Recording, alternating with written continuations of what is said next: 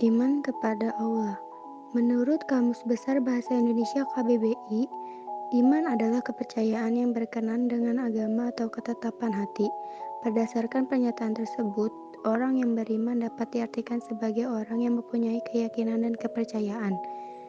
Definisi iman kepada Allah. Pengertian iman kepada Allah Subhanahu wa Ta'ala adalah mempercayainya dan meyakini dengan sepenuh hati bahwa Allah itu ada wujud. Artinya, setiap muslim wajib mempercayainya walaupun belum pernah melihat wujudnya, mendengar suaranya, bahkan menyentuhnya.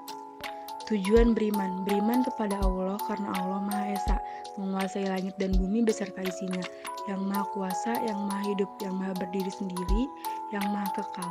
Sesungguhnya Allah Subhanahu wa Ta'ala mengetahui segala sesuatu dan Maha Kuasa. Beriman kepada Allah sangat erat kaitannya dengan ilmu tauhid Islam, di mana keimanan tersebut harus diwujudkan dengan rububiyah, uliyah, dan asmawat sifatnya. Memahami ilmu tauhid tidaklah sulit, sebab kita dapat mempelajarinya melalui Al-Quran. Di dalamnya memuat banyak hal mengenai sejarah ilmu. Sebutkan dan jelaskan tiap rukun iman. 1. Iman kepada Allah Subhanahu wa Ta'ala.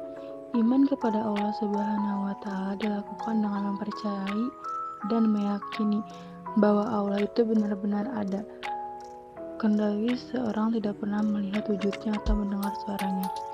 2. Iman kepada malaikat Allah Subhanahu wa Ta'ala. Iman kepada malaikat Allah dilakukan dengan mempercayai bahwa malaikat itu benar-benar ada. Seorang muslim mesti meyakini adanya malaikat kendati tidak pernah melihat wujudnya, mendengar suaranya, dan menyentuh zatnya. 3. Iman kepada Allah. Di dalam kitab Menjadi Muslim, Syahir Abu Bakar Al-Zabiri menjelaskan arti iman kepada Allah sebagai sikap seorang muslim yang meyakini wujud atau adanya Allah yang Maha Suci. Orang yang memiliki iman kepada Allah, yakni Allah yang menciptakan langit dan bumi, mengetahui yang gaib dan yang tampak, tiada Tuhan, buka kurung sembahyang tutup kurung, yang berhak disembah selain Allah, tidak ada Rob yang selain Dia, buka kurung Allah tutup kurung. Tulis Syekh Abu Bakar Zabiri Al-Azhiri dalam kitab Hifdzul Muslim Dahlil Naki Iman kepada Allah, SWT Al-Quran Surat Al-Araf ayat 54. dan diputuskan ke surga atau neraka. 6. Iman kepada qada dan qadar. Iman kepada qada dan qadar dilakukan dengan mempercayai bahwa Allah Subhanahu wa Ta'ala telah menetapkan takdir manusia, baik itu yang buruk maupun yang baik. Dalil iman kepada Allah.